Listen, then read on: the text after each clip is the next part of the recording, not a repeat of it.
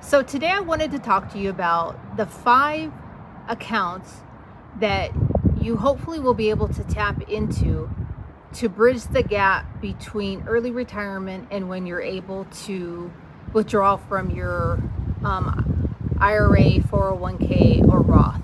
So the number one account that I would focus on, or that I'm looking into, is your current employer's 401k plan. So like I've mentioned before, if you leave your employer or you're fired or laid off in the year that you turn 55, you're able to withdraw monies from your current employer's 401k plan without penalty. So you still have to pay the tax on the money, but you can take that money out and not have to pay the penalty. So that's one account that is available to you.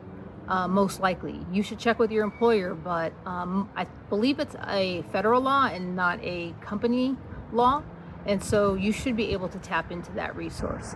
The second account that I think is extremely beneficial to help bridge that gap of income is your high yield savings account or your brokerage account.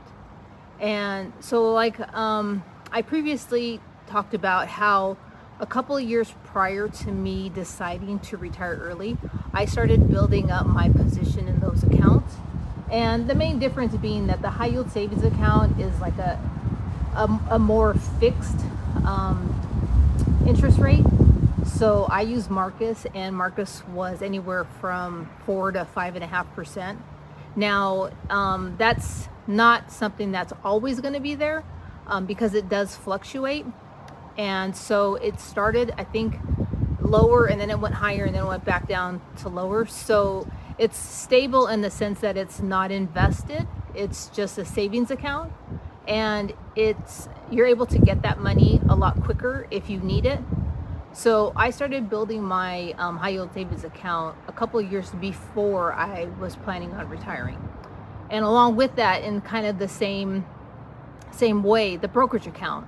So you can open it up with any of the providers, and you fund that like you would a savings account. Now the difference being that you typically have it invested in stocks, and once again, you're able to sell them, and you only pay tax on the gains. So those are two options. That would be my second choice to go to. My third choice would probably be, if you have the ability, like if you retired early, more than likely you have a skill, and hopefully you could utilize that skill and do some type of consulting or side gig, or maybe it's just a side gig that you're interested in and you want to explore, more deeply, and it actually, could pay you a part-time salary or part-time, hourly wage. So that's always an option, is to be able to take a part-time job and, make a few bucks to help bridge that gap between, now and 59 and a half, when you're able to actually start withdrawing without any penalty to any of your accounts. So either a side gig or a W-2 job, where it's a part-time job.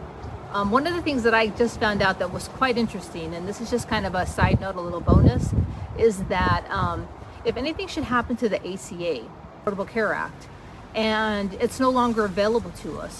Somebody had mentioned this today in one of my people that I followed, that what they recall their parent doing was going back to school and taking a class, and you have to pay like a medical fee when you're enrolled at a community college.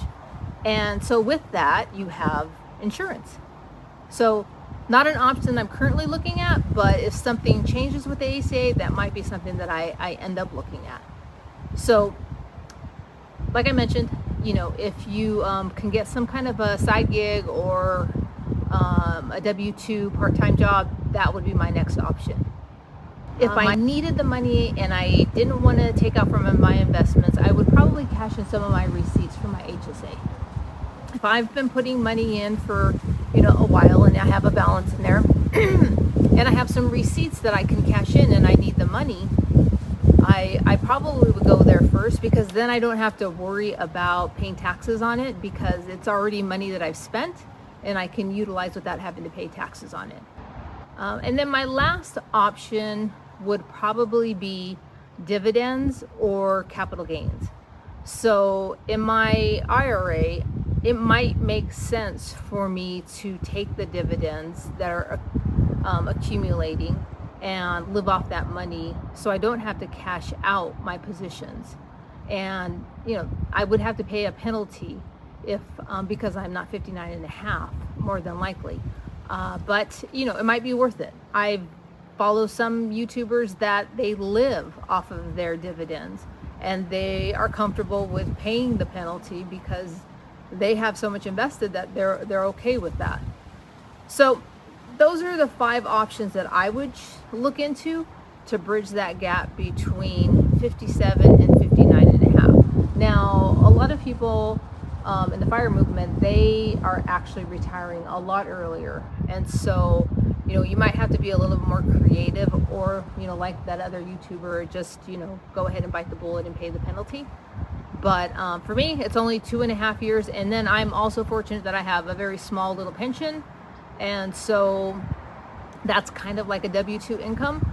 And so that's less for me to have to bridge because I have that available to me. So anyway, I wanted to share those top 5 ideas with you, and hopefully they help and you're able to retire early and hopefully, plan accordingly so that, when you come to that point, you have a few buckets to choose from to take out that money. So hope that helps. I'll talk to you soon. Thanks again. Bye.